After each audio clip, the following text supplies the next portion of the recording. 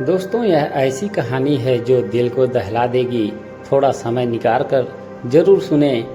अच्छा विक्रम, ये बताओ, परिवार पति पत्नी और बच्चों से ही तो बनता है ना?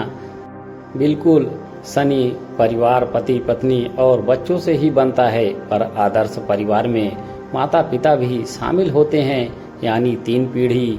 अब यदि किसी माता पिता के 2 या 3 बेटे हो, तब तो एक के अतिरिक्त किसी का आदर्श परिवार होगा ही नहीं। तब सनी उनके बेटों को अपने माता पिता के सम्मान और उनकी परंपराओं को अधिक से अधिक अपनाना पड़ेगा। तब उन्हें लगेगा कि उनके पास सब बेटे उनके पास ही हैं। ऐसे ही आज विक्रम और सनी दोनों दोस्तों के बीच अनायास ही परिवार विषय पर बातचीत चल गई। विक्रम के पास से वापस लौटते सनी के दिल पर एक बोझ सा था, क्योंकि वो तो पिछले 3 वर्षों से अपने माता पिता से अलग ही रह रहा था।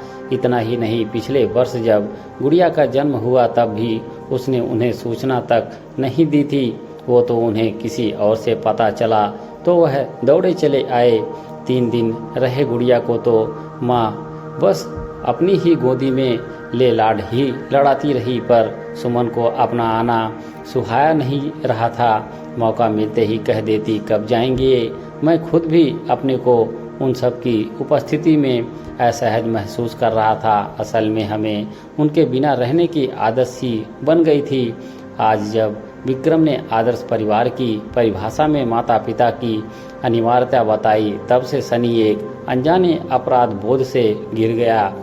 वह अपना ध्यान जितना हटाना चाहता, उतना ही ध्यान माता पिता पर आ जाता। कैसे माँ उसे बेइंतहा प्यार करती, जरा सा बीमार होने पर भी सारी रात जागती। कैसे प्रतिदिन पिताजी उसे स्कूल छोड़ने जाते, दोस्तों में जरा देर हो जाती तो माँ रोने लगती, मेरा सनी कहाँ है। पिताजी साइकिल निकालकर मुझे ढूंढने निकल पड़ते। सब आज सनी की आंखों के सामने नजर आ रहा था। उसे ग्लानि हो रही थी कि वह कितना स्वार्थी कैसे हो गया, जो उन्हें भूल गया।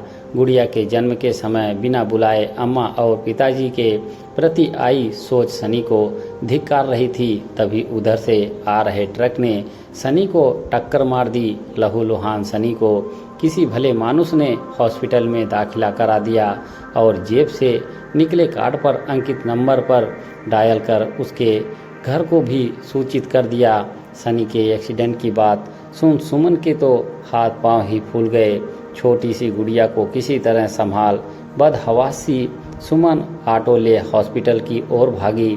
आईसीयू में दाखिल सनी से डॉक्टर मिलने भी नहीं दे रहे थे। सनी के ऑफिस के साथियों ने हॉस्पिटल की औपचारिकताओं पूरी कर दी और वो सुमन को सांत्वना दे धीरे धीरे एक एक करके चले गए।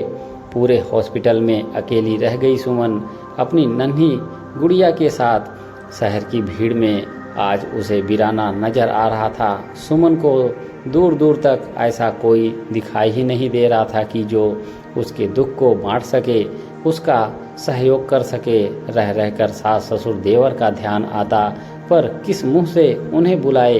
कभी उन्हें सम्मान दिया हो तब ना।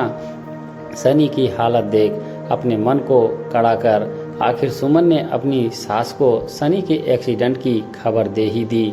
उसे बिल्कुल आशा नहीं थी कि उनका देवर खुद तो क्या अम्मा पिताजी को भी आने देगा, लेकिन ये क्या, सुमन का देवर अपने माता पिता के साथ ही रात्रि 2 बजे ही हॉस्पिटल पहुंच गए।